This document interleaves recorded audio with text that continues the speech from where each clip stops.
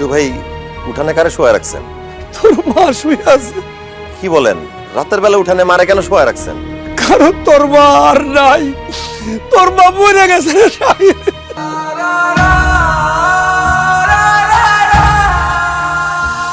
যাই আমি। ও শাহিন বাবা, তোর লগে দেখা হইব তো আমার? হ্যাঁ মা, দেখা হইব। দেখা হইব। ও শাহিন, তোর লগে কি আমার দেখা হইব রে?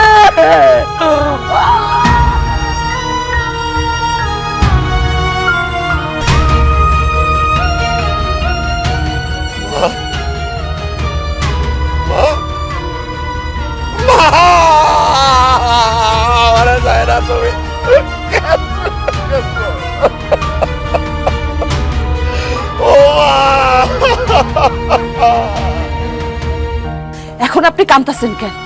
আপনার তো খুশি হওয়ার কথা, আপনার মা মরে গেছে। আপনার মা তো আপনার কান্দের বোঝা ছিল না ভাই, সেই বোঝা আপনার কান্দে থেকে নাইমা গেছে।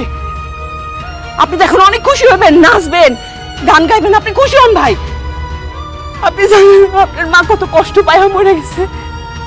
আপনার মা অনেক অসুস্থ ছিল, চিকিৎসা করাইতে পারে নাই, ডাক্তার দেখাইতে পারে নাই, চিকিৎসা না পায় না খাইতে খাইতে ধুকে ধুকে মরে গেছে।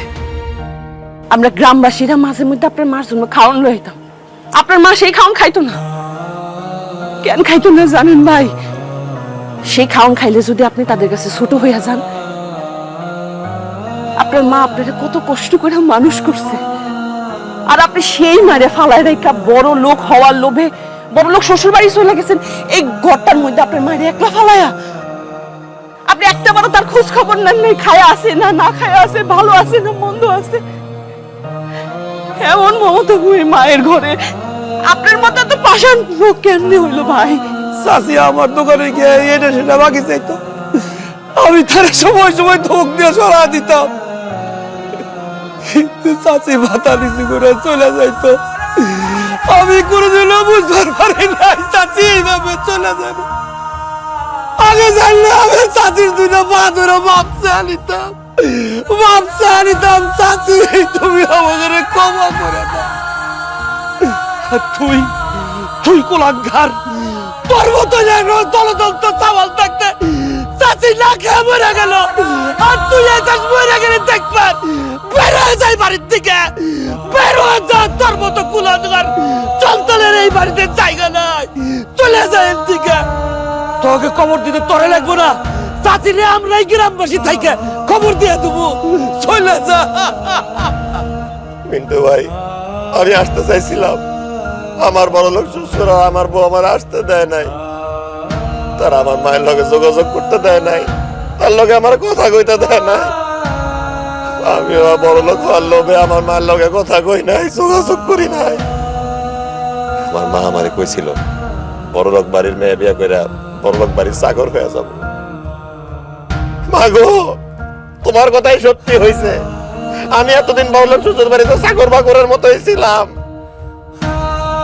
ও বাড়িতে একটা কুত্তা বিড়ালের দাম ছিল মা, আমার কোনো দাম ছিল না। মা, আমি বুঝা গেছি মা, তুমি আমার একমাত্র ভালোবাসো, এই দুনিয়া আর কেউ নাই আমার। আমি তোমার সাথে আর কখনো থাকবো না মা, আমি তোমার লগে থাকবো। তুমি ফিরে আসো মা, তুমি ফিরে আসো।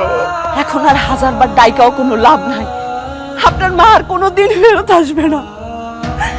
বড় লোক হওয়ার লোভে আপনি যে কি হারাইছেন এটা আপনি হারে হারে টের পাইবেন।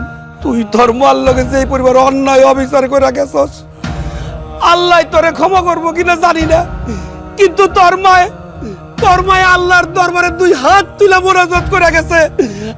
আল্লাহ যেন তোরে ভালো রাখে, সুস্থ রাখে, ক্ষমা করে দেয়। এত অবহেলা করার পরেও মা, তুই আমার লাগে দোয়া করে গেছো। মা গো, তুমি আমারে মাফ করে দাও মা।